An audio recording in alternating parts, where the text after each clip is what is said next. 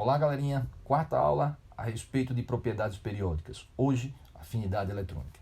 Bom, então, como definir a afinidade eletrônica? A afinidade eletrônica ela é definida como sendo o estudo da energia liberada no processo onde um átomo recebe elétrons. Então, essa equação se encarrega de mostrar todo o conceito que foi dito agora.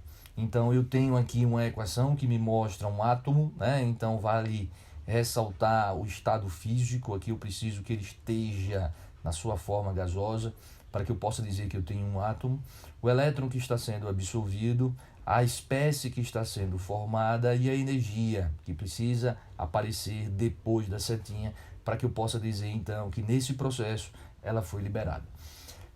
Entendido? Então, segundo passo, o que é que eu preciso além do conceito? Eu preciso observar como é que esses valores eles vão estar oscilando na tabela. Então, qual a periodicidade, né, dessa propriedade?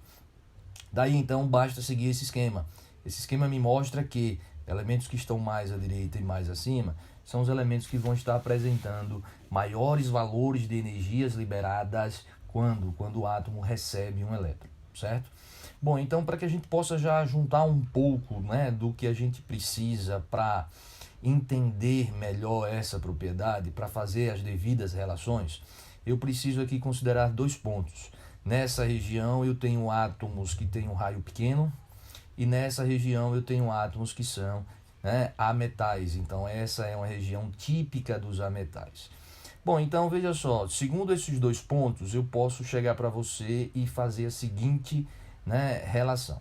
Veja, essa região é uma região pequena, é uma região onde é uma região de átomos, né, que são pequenos, de átomos de raio pequeno. Então, ter um raio pequeno é ter um núcleo, né, mais próximo de um elétron externo, um elétron que esse átomo vai receber. E isso faz com que eu passe a ter uma maior facilidade em receber esse elétron. Então, átomos que são pequenos são átomos que vão estar apresentando uma maior facilidade ao receber esses elétrons, certo? Bom, então vejam só.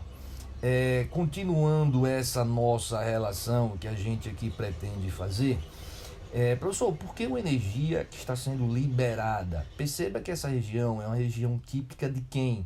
É uma região típica dos ametais. Ametais são átomos que tendem a receber elétrons para adquirirem estabilidade. Então, adquirir estabilidade é apresentar o que? Um conteúdo menor de energia. Né? Conteúdo menor de energia, então esses átomos vão precisar liberar energia. É justamente por isso que a energia é uma energia liberada. É porque ao receber um elétron, a gente passa a ter uma situação de maior estabilidade. E quanto maior for a facilidade em receber elétrons, né, eu vou ter uma maior afinidade eletrônica, ou seja, uma maior energia liberada. Entendido? Então, o que é que eu preciso além do conceito? Além de observar como os valores se distribuem na tabela periódica, eu preciso entender o seguinte: preciso entender que essa energia é a energia relacionada a um átomo receber um elétron. Mas um átomo pode receber um segundo elétron, um átomo pode receber um terceiro elétron, um átomo pode receber uma quantidade de elétrons que não vai ser apenas um. Então, tudo que eu falei é por conta do recebimento do primeiro elétron. E como é que vai ocorrer quando o átomo receber o segundo, um terceiro e assim por diante? Veja, então se eu tenho um átomo que recebe elétron e ao receber elétron ele fica mais estável, né, ele liberou uma quantidade de energia, porque ser mais estável para o átomo é ter um conteúdo menor de energia. Mas se ele já ficou um pouco mais estável e recebe um segundo elétron, ele vai ficar, né, mais próximo da estabilidade dele. Isso quer dizer que a energia liberada no segundo processo ela não vai ser tão grande quanto foi no primeiro. Por quê? Porque no segundo processo eu já estou partindo de um ponto onde eu tenho uma condição já de estabilidade. Isso por conta de quê? Do recebimento do primeiro elétron. Então, as energias, né, chamadas de afinidade eletrônica são energias onde a primeira energia liberada ela vai ser sempre a maior do que a segunda, maior do que a terceira e assim por diante. Meninos, ficou entendido? Então, vamos para as considerações finais. O que é que eu preciso agora, né, para que a gente possa dar por concluído o estudo dessa propriedade? o que é que eu preciso então considerar? Aqui eu trouxe para vocês uma tabela ou parte da tabela onde eu tenho valores de afinidade eletrônica sendo mostrados. E vocês percebem o seguinte, que a análise do fósforo, enxofre e cloro mostra para a gente que os valores eles aumentam para a direita, aumentam ao longo do período. Isso por quê? Isso por conta de à direita eu ter átomos menores, como já foi mostrado. Mas vejam só, um detalhe, aqui eu tenho valores negativos, então como olhar para esses valores negativos? Meninos, estamos trabalhando com energia e sinal negativo na energia indica que o processo está sendo liberado. Então, na hora de olhar para esses valores, eu devo olhar o valor 72 negativo 72 liberado e o valor 200 liberado. Então, isso me indica que o enxofre, por liberar 200, acabou liberando uma quantidade de energia maior do que o fósforo que liberou 72, certo? Então, os valores eles aumentam para a direita. A mesma coisa eu observo no período aqui, arsênio, selênio e o nosso bromo. Os valores estão aumentando. Então, antimônio, telúrio e iodo, os valores aumentam para a direita.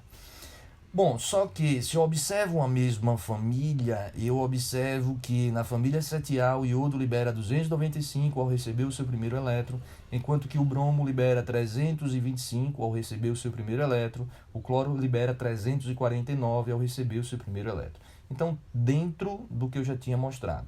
Porém, quando eu comparo a energia liberada pelo cloro ao receber o seu primeiro elétron com a energia liberada pelo flúor, eu percebo que o flúor, o esperado seria um valor maior do que 349, só que eu percebo que o nosso flúor ele acaba liberando uma quantidade menor.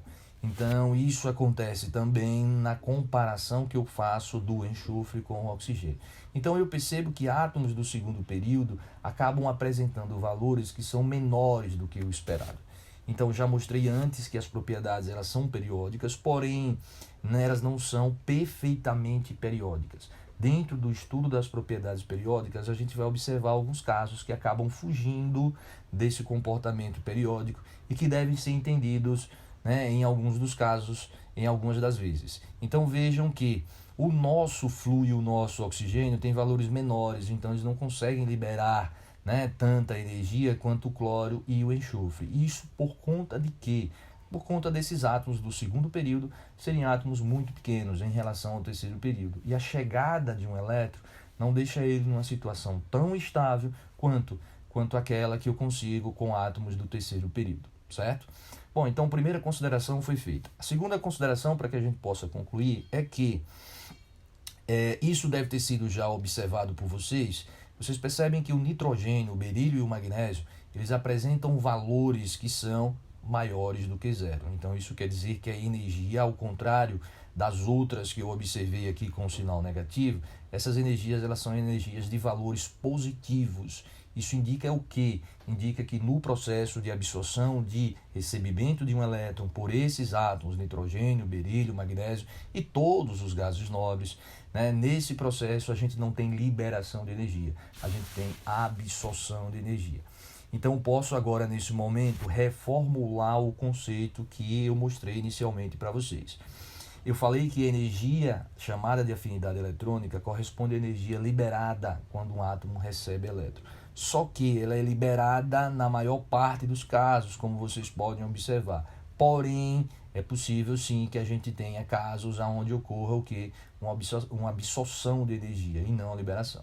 E essa absorção ela ocorre por quê, professor? Essa absorção ela ocorre por conta de esses átomos já estarem em uma situação estável. E esse elétron que chega acaba perturbando essa situação de estabilidade, ou seja, acaba deixando esses átomos com conteúdo maior de energia. Portanto, nesse caso, o processo ocorre com absorção de energia, certo?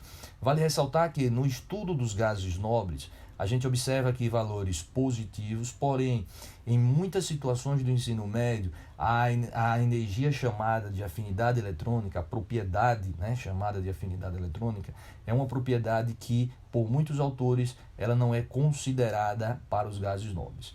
Então, fique ligado, se na sua questão ela está desconsiderando essa propriedade para os gases nobres, vocês devem analisar com maior calma e, dentro da análise da questão como um todo, junto com as outras alternativas, chegar à melhor resposta. Valeu, galerinha. Até a próxima.